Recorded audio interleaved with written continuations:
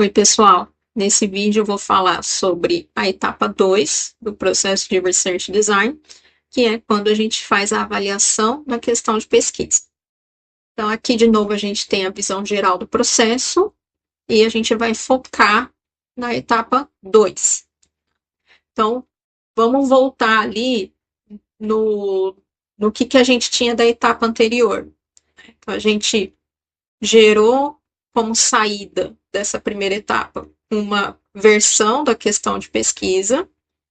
Essa versão vai servir de entrada para a próxima etapa. E essa versão de questão de pesquisa vai ser avaliada aqui. Então, a gente tem os critérios que a gente vai usar para fazer essa avaliação. E, ao responder esses critérios, eu vou gerar uma argumentação, essa questão de pesquisa, e muito provavelmente vou gerar uma nova versão dessa questão de pesquisa.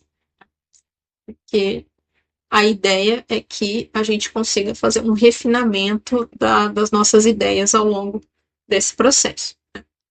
Então, só aqui a gente já percebeu que a gente vai trabalhar com diferentes versões da questão de pesquisa. Isso não se limita só à etapa 2. Tá?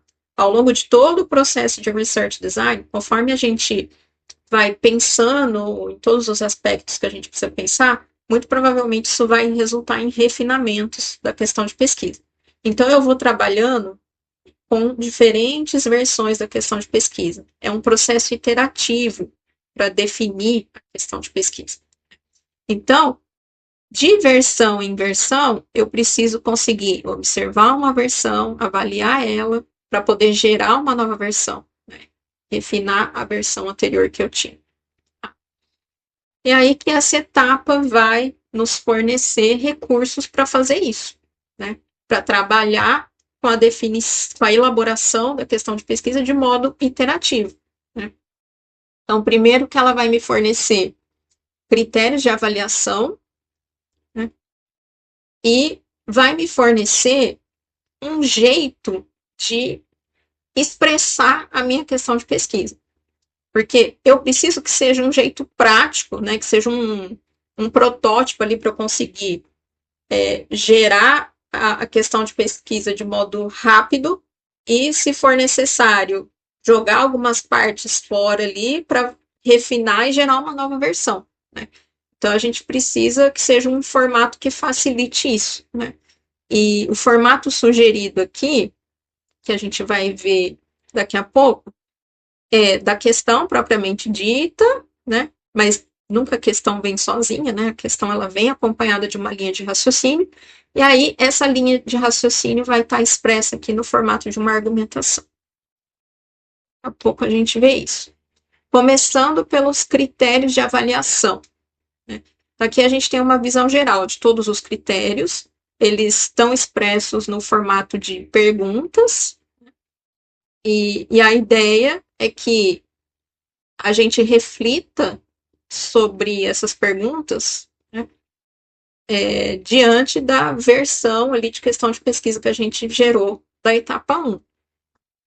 Então, vamos começar aqui pelo primeiro critério. A gente vai vendo aqui um por um. Então, no primeiro, a gente avalia se a nossa questão de pesquisa é interessante. Então, interessante em que sentido? Interessante em gerar motivação para trabalhar nessa questão de pesquisa, interessante para gerar engajamento, né, em quem está de fora, para querer saber a resposta dessa questão de pesquisa, né? Então, é interessante no sentido de gerar curiosidade, né? E para a gente conseguir trabalhar no nosso estudo, a gente precisa ter curiosidade, né? É o combustível da pesquisa. Então, a gente precisa pensar nesse sentido, né? Primeiro que a questão de pesquisa tem que ser interessante para a gente mesmo, que a gente tem que estar motivado para trabalhar nela. Tem que ser interessante para o orientador, que é outra pessoa que está envolvida diretamente ali no trabalho, além da gente, né? E também a gente precisa pensar que, né, mais uma vez vou falar aqui, a gente não faz pesquisa sozinho, então a gente tem que gerar interesse na comunidade de pesquisa. Então a comunidade tem que estar interessada na resposta que a gente vai gerar.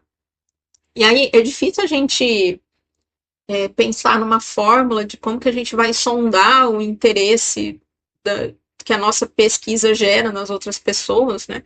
Mas o ponto é, a gente vai argumentar sobre o porquê que a nossa questão de pesquisa é interessante, né? Então, a gente precisa primeiro pensar ali dessa perspectiva, né? Por que que a minha questão de pesquisa é interessante? E um outro jeito seria conversar com esse, com quem vai ser o meu público ali dentro da comunidade. Então, é importante a gente saber identificar, né, quem que vai ser o público do trabalho ali, quem que vai estar interessado na resposta que o meu estudo vai gerar.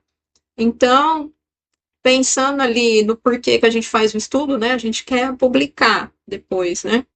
Então, a gente pode pensar no público em termos ali dos participantes de uma conferência ou dos leitores de um journal, né, que vai ser onde a gente vai publicar. Tá? E aí a gente precisa entender que a gente tem que argumentar para esse público sobre o fato do nosso trabalho ser interessante. Tá? Próximo critério. A questão de pesquisa é teoricamente correta, sólida? Né? Então, aqui a gente vai pensar de novo no enquadramento teórico, igual a gente discutiu lá na etapa 1. Né? Então, eu coloquei de propósito aqui um exemplo que a questão de pesquisa está muito ampla. Vai ser difícil responder essa questão aqui, porque ela está muito ampla. Então, como que a gente percebe se a questão está bem fundamentada na teoria? A gente vai destrinchando, que é a estratégia que está aqui, né? A gente vai destrinchando as palavras que compõem, né? Para a gente entender as ideias, os conceitos que estão presentes nessas palavras. Então, vou separar aqui duas palavras que estão um pouco vagas ainda. Né? Então, ferramentas de depuração ajudam? A resposta disso seria sim ou não. Né? Geralmente a resposta depende. Então, o meu contexto aí ele não está muito bem especificado. Né? Então, já começa por aí. Aí aquela palavra melhor ali. Ajuda a programar melhor? Melhor como? Né? Então, eu preciso explicar o que eu entendo por programar melhor. Né? Então, quando está muito vago assim, é um indicativo de que o, o nosso enquadramento teórico ele não está muito bom. Né? Então, a gente precisa trazer conceitos na questão de pesquisa que eles estejam bem fundamentados, que aí não vai deixar essa questão aberta à interpretação. Né? Não vai ficar ambíguo. Né? Os conceitos, os conceitos que eu preciso usar na minha questão, eles têm que estar bem definidos na literatura e quando alguém lê a minha questão, né, não vai ficar em dúvida sobre o que eu estou querendo perguntar. Tá? Então, esse critério aí nos ajuda a fundamentar a nossa questão na teoria, para a gente pensar se a gente conseguiu fazer isso. Né? E aí, como que a gente garante que vai estar bem fundamentado na teoria? De novo, eu tenho que conhecer os trabalhos anteriores. Né? A gente falou sobre isso ali na etapa 1 também, né? Então, a gente vai precisar ler os artigos sobre o nosso tema, né? E entender o que existe de evidência ali, né, dentro do nosso tema. Então, fazer lá a revisão de literatura, mas continuar monitorando também as fontes onde são publicados ali os trabalhos sobre o meu tema, né? Então, eu tenho que conhecer quais são as conferências e os journals que discutem sobre o meu tema de pesquisa, tá? Aí, próximo critério. A questão de pesquisa é importante? Aí aqui parece que a gente está repetindo o critério, né? Ah, interessante, importante, será que é a mesma coisa? E a gente vai ver que na verdade não é, né? Que o que eu quero dizer aqui com importante tem a ver com relevância, impacto, né? Que tem certas coisas na vida que a gente sabe que é importante, mas às vezes não desperta o nosso interesse, né? Igual fazer exercício físico. Todo mundo vai concordar que é importante, né? Dificilmente alguém vai falar que não é importante. Mas aí não garante automaticamente o nosso interesse, né? Que a gente vai estar interessado em fazer exercício físico. Então, é por esse caminho, né? A gente tem que garantir que o nosso tema é importante, mas que ele também seja interessante, né? A gente tem que colocar de um jeito ali que fique interessante também. Mas aqui, voltando pro critério da importância, né? Então, a gente precisa avaliar essa importância para quem está ali envolvido. E aqui a gente percebe que os envolvidos, né, eles podem ser identificados em diferentes dimensões. Então, a gente começa ali por quem está diretamente envolvido, então tem que ser importante para a gente, para o orientador, a gente tem que considerar que é importante o tema, né? Ou a gente pode avaliar ali no nível do laboratório ou da instituição, vamos supor, dentro da instituição ali, surgiu um edital que é sobre uma determinada área de pesquisa, e aí a gente precisa encaixar o nosso tema nessa área de pesquisa. Então, isso seria um indicativo de importância, né? Ou a gente pode pensar ali em termos da comunidade de pesquisa dos profissionais da área, né? Então, eu vou até detalhar aqui essa parte da comunidade de pesquisa com um exemplo aqui, tá? Porque a comunidade de pesquisa, ela pode julgar as nossas questões, pensando aqui em termos de importância, né? Por meio da aderência aos tópicos de interesse de uma conferência de journal, porque é ali que a gente, é o principal jeito que a gente vai atingir a comunidade de pesquisa, né? Disseminar o que a gente fez para a comunidade de pesquisa. Então, toda vez que sai a chamada de artigos, a gente tem lá os tópicos de interesse, né? Então, esse é um jeito da gente avaliar ali se o nosso trabalho encaixa, né? Então, se ele se encaixar nos tópicos de interesse, ele vai ser importante para aquele veículo de publicação, tá? E pensar em termos também do impacto do conhecimento gerado, que a gente vai estar trabalhando com um problema de pesquisa relevante, tá?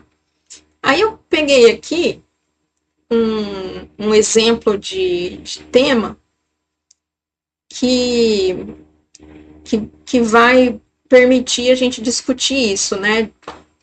De como é importante a gente identificar quem a gente quer atingir com o nosso trabalho, porque o jeito que a gente vai se comunicar sobre o nosso trabalho pode mudar ligeiramente, né? Dependendo de quem é esse público.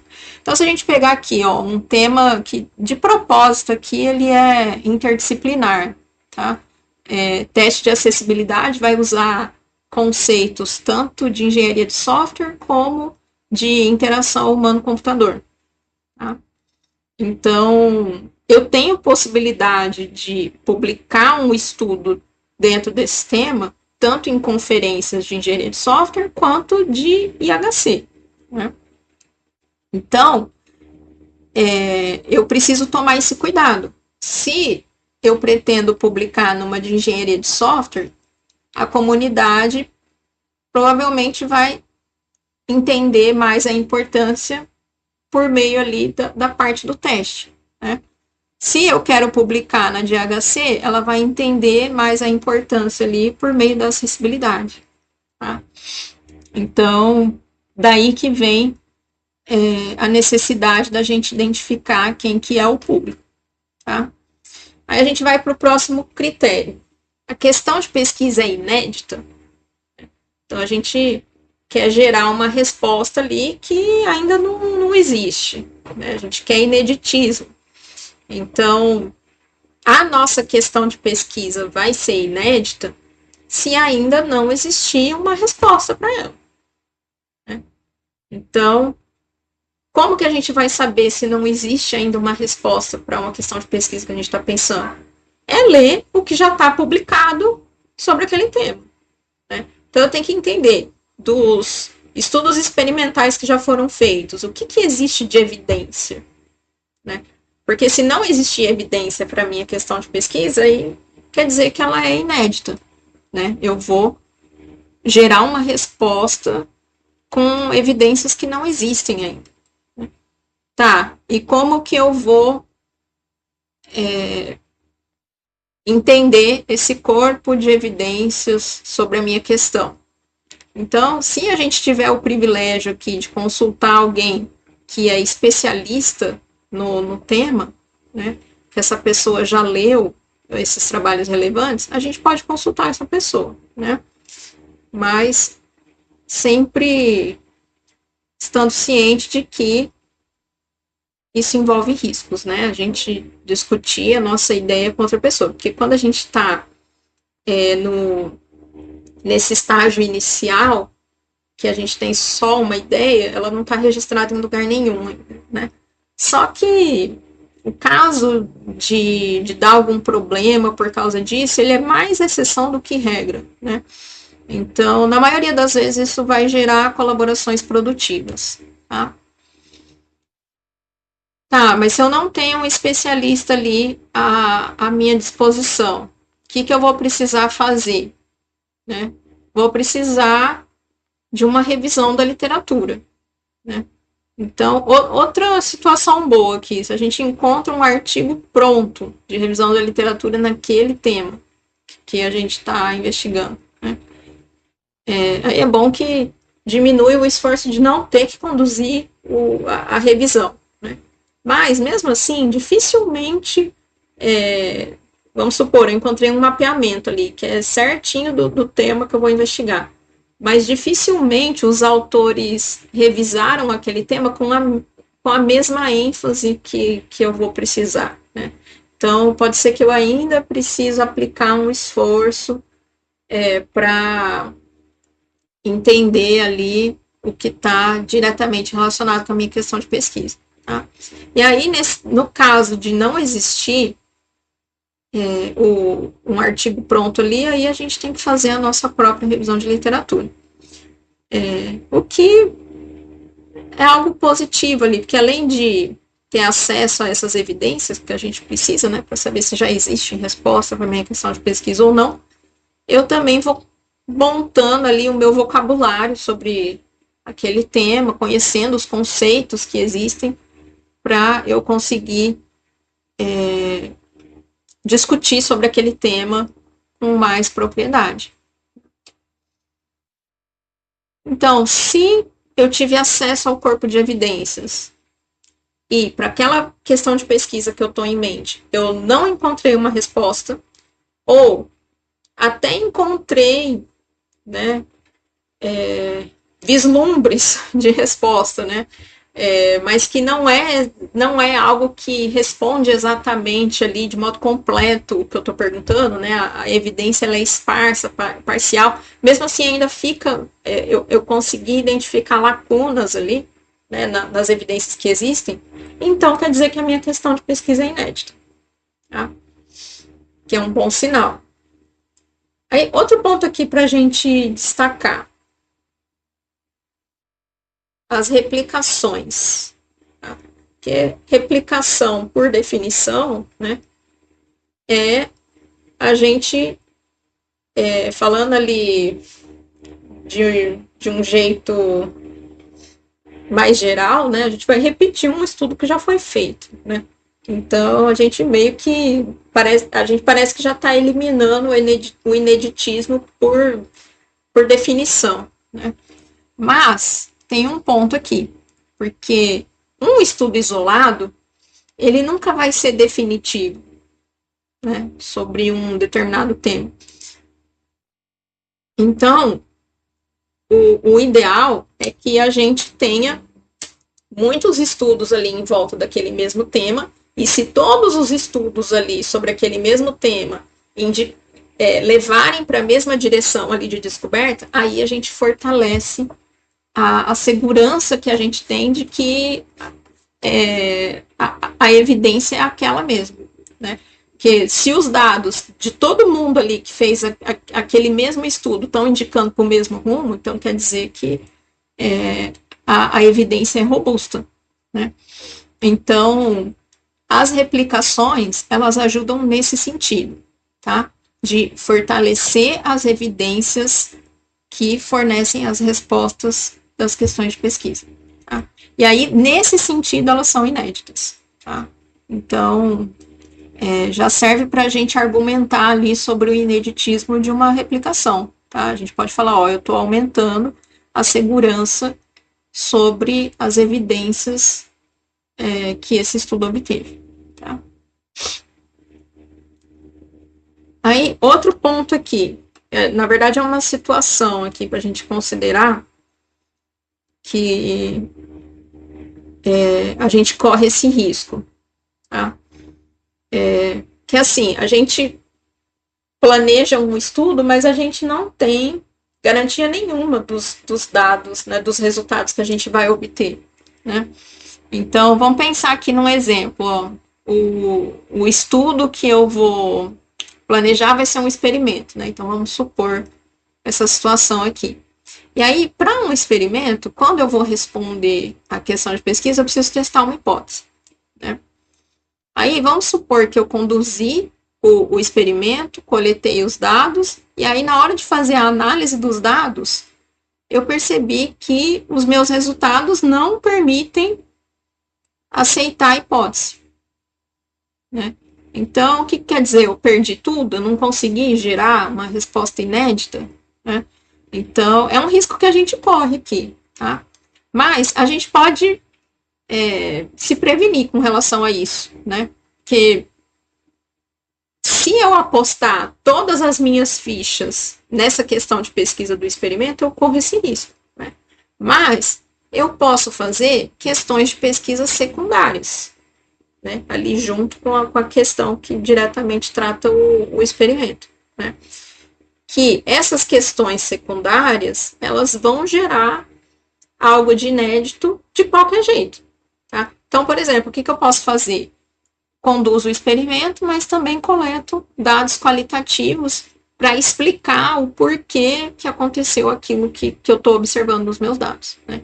Então, esse estudo qualitativo me traria descobertas novas de qualquer maneira. Tá? Então, é uma estratégia que a gente pode usar para não cair nesse desfecho aqui. Tá? Aí tá, então com isso, ó, a gente discutiu todos os critérios. Tá? A resposta desses critérios vai gerar uma argumentação. Tá? E aí, a gente vai ver que essa argumentação faz parte do formato que a gente vai usar para gerar o protótipo de uma questão de pesquisa. Né? Então, se a gente está num processo iterativo ali, que vai gerando as questões de versão em versão ali, refinando a cada versão, eu preciso ter um formato para representar essa questão de pesquisa, né?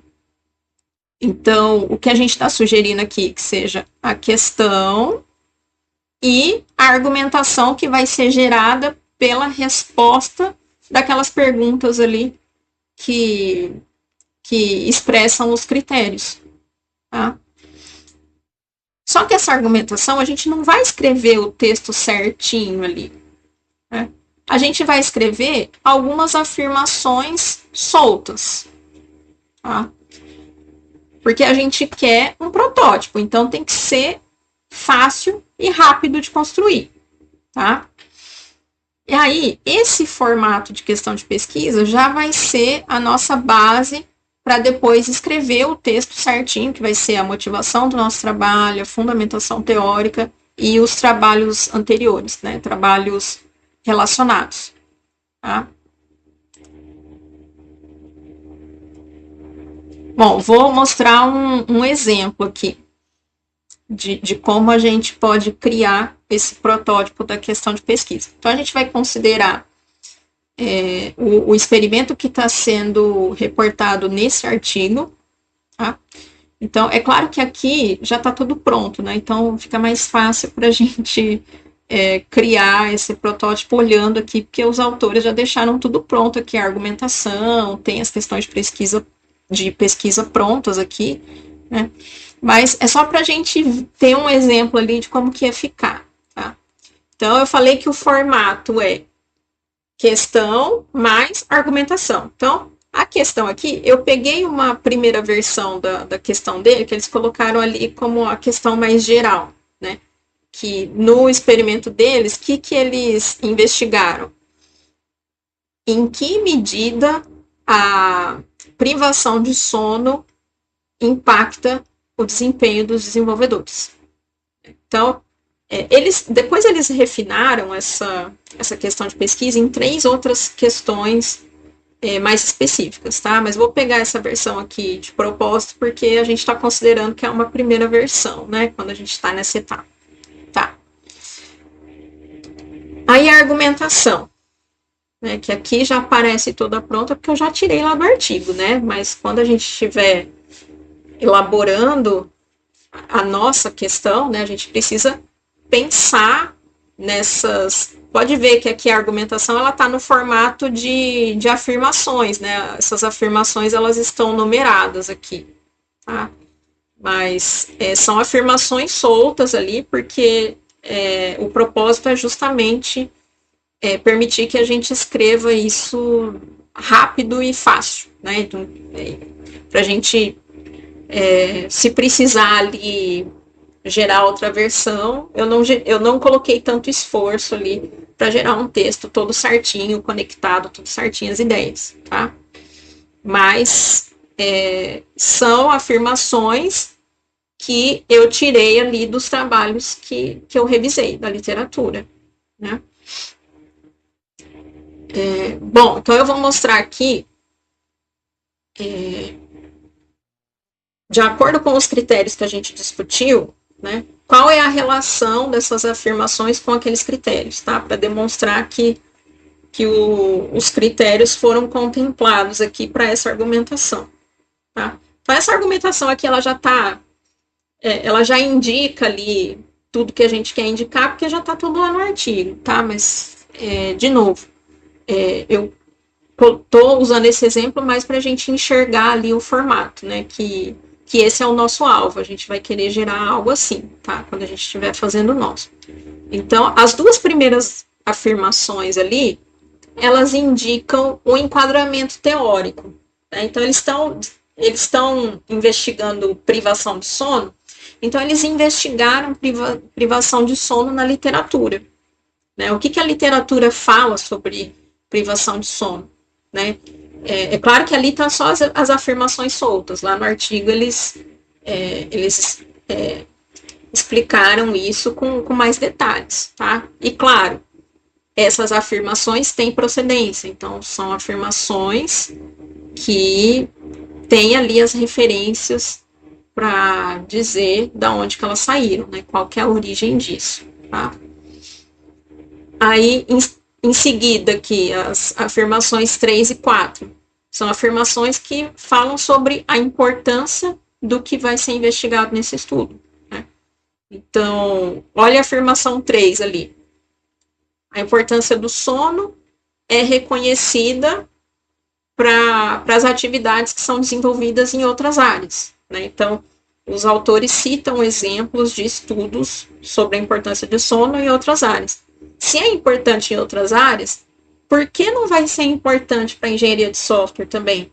Já que a gente tem pessoas desenvolvendo software, essas pessoas sentem sono. Então, se elas estão passando por privação de sono, né, é ali um aspecto importante da fisiologia da pessoa ali para a gente investigar, né, dentro do contexto do processo de desenvolvimento. E ainda tem um estudo, que é o que está falando ali, a afirmação 4, né? Tem um survey que, no meio dos resultados ali, a privação de sono foi indicada como uma das principais causas de queda de desempenho.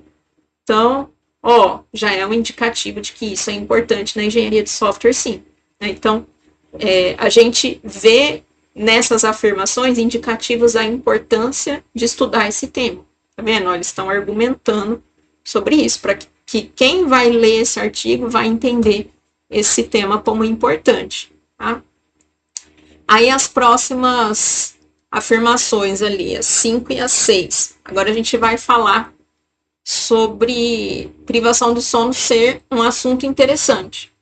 Então, eles estão falando, a comunidade de engenharia de software, aqui na afirmação 5, ela tem se interessado por aspectos fisiológicos relacionados ao desenvolvimento de software. Então, ela tem se interessado ali por estresse, cansaço, privação de sono está ali nesse pacote. Né? Então, se a gente está olhando para outros aspectos fisiológicos, vamos olhar para a questão do sono também. Né? E tem eu achei interessante que tem uma afirmação lá no meio do artigo que fala sobre o interesse dos próprios autores, né? Então eles falam, a gente mesmo considera que a privação do sono pode ter repercussões sérias no desempenho de desenvolvedores de software, né? Então os próprios autores estão interessados nesse assunto.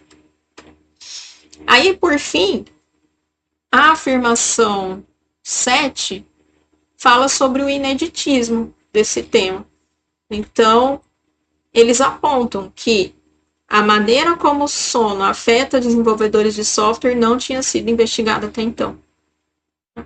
Então, vejam que aqui, nessas afirmações, a gente tem embasamento para todos aqueles critérios, para contemplar todos aqueles critérios.